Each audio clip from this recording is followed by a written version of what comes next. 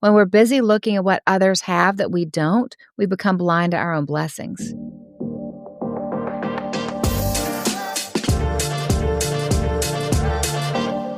Hey, welcome back to the show. Today I'm super excited because we're talking about something that could literally change your daily life, and it takes less than 10 minutes a day.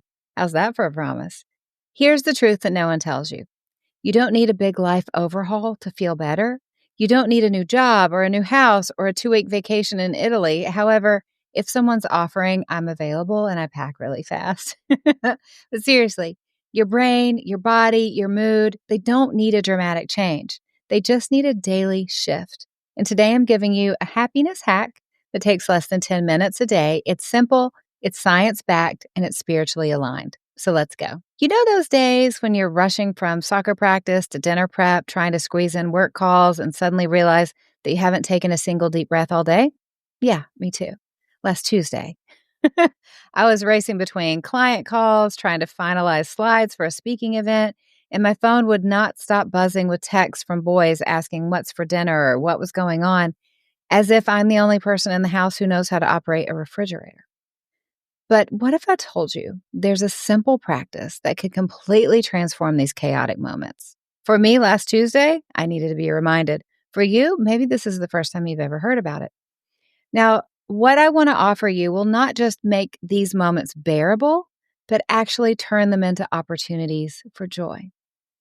So a few years ago, I was doing all the right things. I was running a business, raising a house full of boys, showing up for my business and my ministry. I was checking off the productivity boxes like a good achiever does, right? But one morning, I sat in my car in the driveway, literally too tired to get out and walk in. And I sat there thinking, I'm doing everything, and I still feel empty. Like, I feel apathetic, a little dead inside. I wasn't in crisis. I just felt flat, like I was living in grayscale while everyone else was living in Technicolor. And that morning, I thought something I haven't forgotten since. Joy is practiced, not found. That one sentence shifted everything for me because it meant joy wasn't out there waiting to be discovered. It was something that I could cultivate every single day. And that's when I started experimenting, researching, testing. And what I found is what I'm sharing with you today, the 10-minute practice that rewires your joy. So here it is, the happiness hack that's backed by science, aligned with scripture, and has personally saved my sanity more times than I can count, the intentional gratitude practice. Now, before you roll your eyes thinking, great, Allie, you're just telling me to be thankful. I've heard it all before. I get it. Hang with me.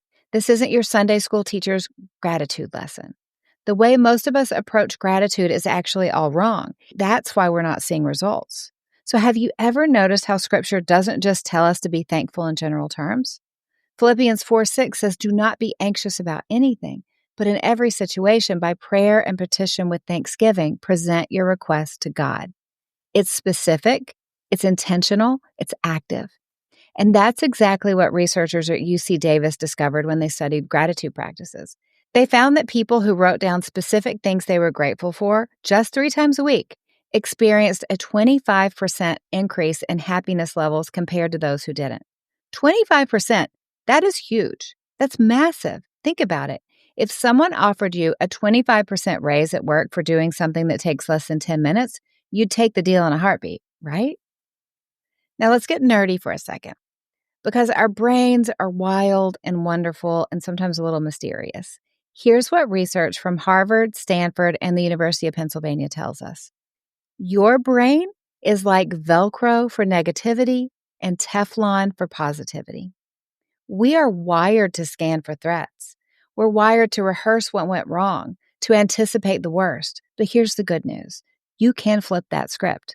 With intentional practice, your brain forms new neural pathways, meaning you start spotting the good more easily. You bounce back from stress faster, or your baseline mood just actually lifts. And it really only takes 10 minutes a day. According to Dr. Martin Seligman, he is the father of positive psychology, 3 daily practices increase happiness by over 20% in 3 weeks. So just 3. Number 1, gratitude journaling. Hello, Uplift app. We have lots of that. 2, intentional kindness. And 3, savoring a meaningful moment. That's built in to uplift too. Now, these aren't fluffy self-care trends. They're practical, powerful shifts that actually retrain your brain for joy. Neuroscientists have discovered that practicing gratitude doesn't just make you feel good temporarily, it actually rewires your brain. Hello, neuroplasticity. Now, when I first heard this, I was skeptical. I believe God designed our brains with incredible capacity, but could something this simple really change my brain's physical structure? I wasn't sure. But it turns out absolutely yes. When you practice gratitude consistently, your brain begins strengthening neural pathways that look for the positive. It's like your brain gets a new pair of glasses that automatically spots blessings instead of burdens. How exciting is that? A neuroscientist at UCLA found that gratitude activates the brainstem region that produces dopamine. We've had so many shows talking about dopamine, but this is amazing. Like, you can get good, healthy dopamine, not cheap dopamine, like Dr. Anna Lemke and I talked about, but the good, healthy dopamine just by practicing gratitude. And those effects of gratitude can be felt almost immediately. Now, before we dive into the how-to, I want to shake up your thinking a little bit, because what we've been taught about happiness, a lot of it is backward. So there are 5 counterintuitive truths that have helped me shift from striving for happiness to grounded in happiness. They're science-backed, they're faith-aligned, and I think they're a little bit surprising.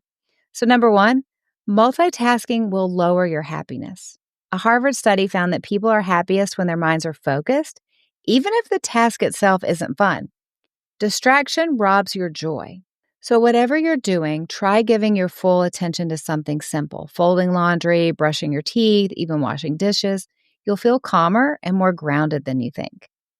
A second thing, your brain can't tell the difference between real and imagined gratitude. So just thinking about someone you're thankful for activates the same area of the brain as actually thanking them. So you can picture someone right now, smile and say thank you. That actually counts. Your brain will light up when that happens. Number 3, helping others boosts your mood more than receiving help. As it turns out, generosity activates the brain's reward system. Even small acts count. So send a text of encouragement, hold the door for someone, pray for someone. One thing I like to do when I'm out in public, especially amusement parks, I like to look for things I like about people, like great hair, cute shoes, love that shirt, love that loungefly. And I will just spend my day telling people what I like about them. It is so fun. It is such a fun habit, because think about it. Everybody's happy at amusement park, right? So nobody's going to be grumpy. But if someone says, like, I love those ears, love that loungefly, oh, love your hair, it just makes everyone so happy, but it makes me really happy too. I don't say things if I don't actually like them. So some days are a little slim, but it's just a fun thing that I do that makes me really happy. And I'm spreading joy wherever I go. Number 4, journaling and prayer will calm your brain faster than scrolling. So we have talked about scrolling. Again, I referenced the episode with Dr. Anna Lemke from Stanford. If you haven't watched or listened to that one, please go back. It will change your life. Studies show that reflection reduces your stress hormones. It will reduce your cortisol levels more than passive distraction. So what you can do is you can name your stress when you feel stressed, name your stress out loud, write it down, and release it. Whatever you're feeling stressed about, we have prayers in Uplift app that you can listen to and read and go along with. I have pep talks for you for any kind of difficult situation you're in. I have a 2-minute pep talk that's going to help you, but we also have guided journals to be able to process it. Don't just be stressed passively. Don't fall into the habit of passive distraction. Take action. It only takes a few minutes and you're going to feel so much better. And number 5, joy is contagious. Literally, emotions are neurologically contagious. Being around joyful people will boost your mood. So tune into voices and spaces that lift your spirit. Like this one. You're so smart to watch this podcast if you're on YouTube, and you're so smart to listen to this podcast if you're listening. And I'll tell you, one thing I've learned is that gratitude is like a muscle. It gets stronger with use, but it also atrophies when it's neglected. I am not naturally a glass half full person. Ask my husband. When we first got married, he'd say, "Isn't it a beautiful day?" And my instinct was to point out the one cloud in the sky and to mention that the weather report predicted rain. But building my gratitude muscle didn't happen overnight. But here's what I've discovered. The more I practice looking for things to be grateful for, the more automatically my brain spots them. I have physically trained my brain. I have physically rewired my brain to be a positive person. It can work. It does work. And it happens slowly and surely over time. Just like physical exercise, consistency matters more than intensity.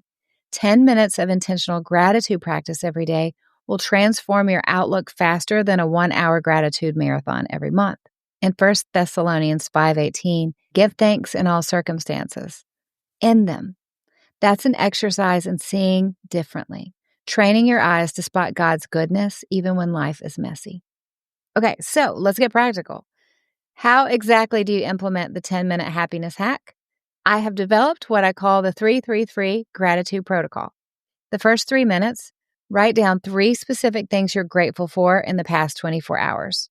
Not detailed categories, but detailed moments. Instead of my kids, write watching James thrive in his senior year. Instead of my job, write the moment my client realized she could actually achieve her goal. The next 3 minutes, select one of those items and elaborate on why it matters to you. How does it connect with your values? How might God be working through that situation? This deepens that neural pathway that we talked about earlier to rewire your brain. So the final 3 minutes, send a quick text, an email, or a voice message to someone expressing specific appreciation, like, "Hey, Elizabeth, I was just thinking about how you brought me coffee last week when I was stressed about the presentation. That meant so much to me. Thank you." That last step is crucial because it takes gratitude from an internal state to an external action.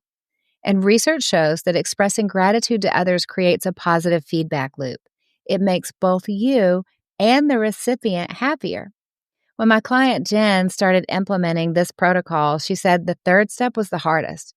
She said, "I feel awkward sending random thank you messages." But after trying it for a week, she said people's responses have been incredible. She said, "Yesterday I thanked my daughter's teacher for something specific I noticed in her last report card." And she wrote back saying it was the first positive parent email that she had received all year. I mean, can you imagine? Her 60-second message completely brightened someone else's day. Talk about a ripple effect.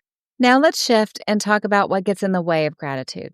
And we're talking about real gratitude, not mask wearing or toxic positivity. This is literally gratitude that means we're fighting for our joy. But let's talk about what gets in the way of it, because identifying these obstacles is half the battle. The first major gratitude blocker is comparison. Nothing kills gratitude faster than scrolling Instagram and suddenly feeling like your house or your business or your body or your family isn't measuring up. In the words of Teddy Roosevelt, comparison is the thief of joy. And boy, did he nail it. When we're busy looking at what others have that we don't, we become blind to our own blessings. So be careful with social media. If there are certain accounts, certain people that trigger you, unfollow or mute them. They won't know that you muted them, but it'll save your sanity. A second gratitude blocker is entitlement. This one's sneaky because it almost always disguises itself as high standards. But there's a fine line between expecting excellence and feeling entitled to perfection. Now, I had a client who couldn't enjoy her successful business because she was constantly frustrated that it wasn't growing faster. When we dug deeper, we discovered that she had an underlying belief that success should come easily to her because she was smart and worked hard. And once she recognized that growth, both spiritual and professional, often happens through challenges, her perspective shifted. Now, the third gratitude blocker, the final one, is busyness. When we're rushing from task to task, we literally don't have the mental bandwidth to notice what's good. Our brain is too occupied with checking boxes and putting out fires. That's why this 10-minute practice is so powerful. It creates a pause button on the chaos, giving your brain space to refocus. That's why we built all these things into Uplift, whether it's a 5-minute breath work or 10-minute breath work or a body scan with prayer and gratitude or a guided journal or all of these things. We built it in so you could just take a minute in the craziness of day, because our lives are not getting any more streamlined, right? Nobody is sitting around going, I have so much free time to take care of myself. This is for busy women living big lives, women who know the power of just taking a little bit of break. Now, again, this isn't about chasing happiness. It's about cultivating joy. It's about becoming someone who knows how to access joy. Just like I said recently, you're not lazy. You're not undisciplined. You just haven't rewired your identity yet. You're not meant to perform joy. You're meant to practice it. So say this with me. This isn't just something I'm trying to achieve. It's someone I'm learning to be. Let's do it again. This isn't just something I'm trying to achieve. It's someone I'm learning to be. If you see yourself as the woman who's always behind, always overwhelmed, it's going to be hard to step into joy.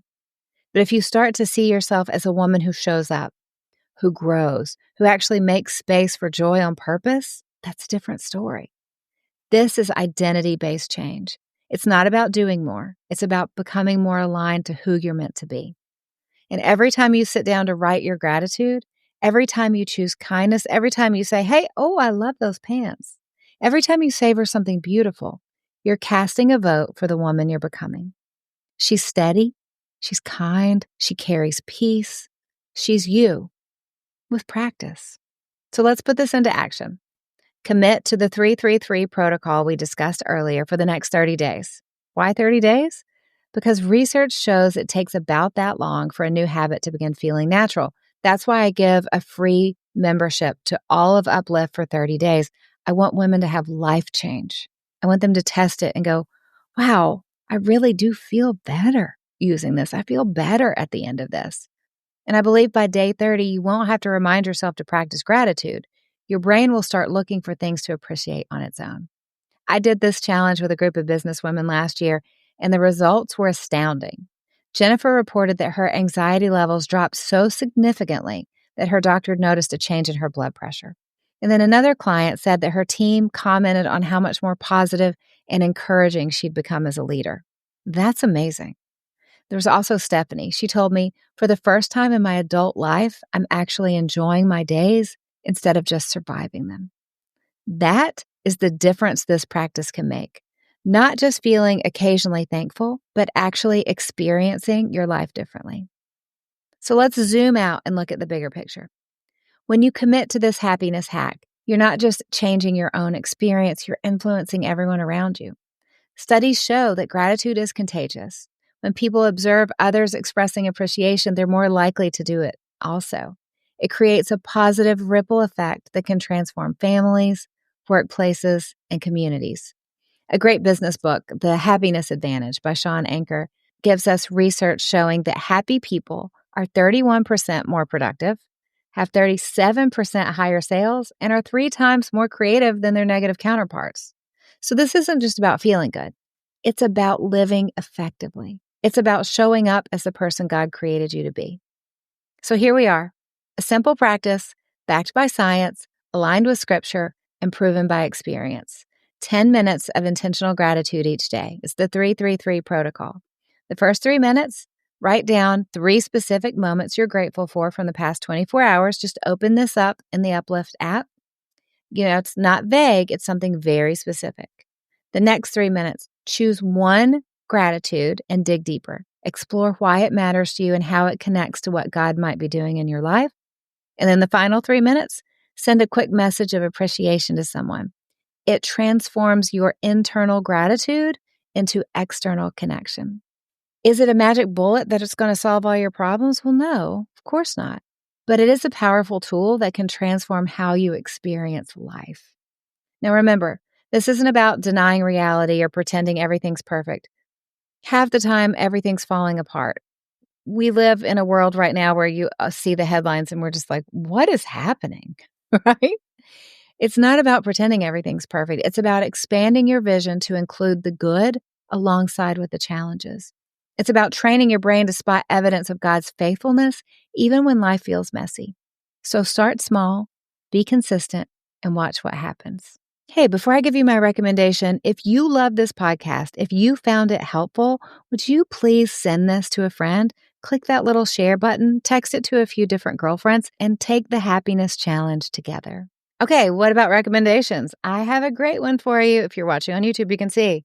This is my beloved pop socket. I will always use a pop socket. I don't know how people live their life without a pop socket. How do you not drop your phone all the time? It is magnetic. The magnetic pop socket, we will link to it in the show notes. I love it so much. What's great is then I can use this magnetic ring to attach my phone to other things or put my pop socket back on. So if you're a pop socket girl, switch to a magnetic one. If you're not a pop socket girl, how do you live that way? How do you not drop your phone all the time? How do you feel confident holding your phone in your hand? I don't know. I respect you. I respect what kind of confidence and bravery you must have in your day-to-day life. And as always, I'm so happy you're here. Thank you for joining me. Thank you for investing in your joy. Thank you for investing in yourself. Because, like I always say, it's not just about you, it's about your family, it's about the people you love, your community, it's about your workplace. Because when you change, everything around you changes. Let me remind you of this: you're way smarter than you give yourself credit for. You're stronger than you think, and you're braver than you feel in the hard moments. And I believe you are just getting started. Whether you are 22 or 82, God has great plans for you. And whatever dream He's put in your heart, He's going to see you through it, and He's going to bring you everything you need to get there. It is my joy to get to coach you, to get to cheer you on, and remind you that with God, you have what it takes. So keep stepping up, keep showing up and loving well, because you cannot break a woman who gets her strength from God. I hope you have a great day. I'll talk to you again soon. Hello, it's me. Scripture says in First Thessalonians, we did it.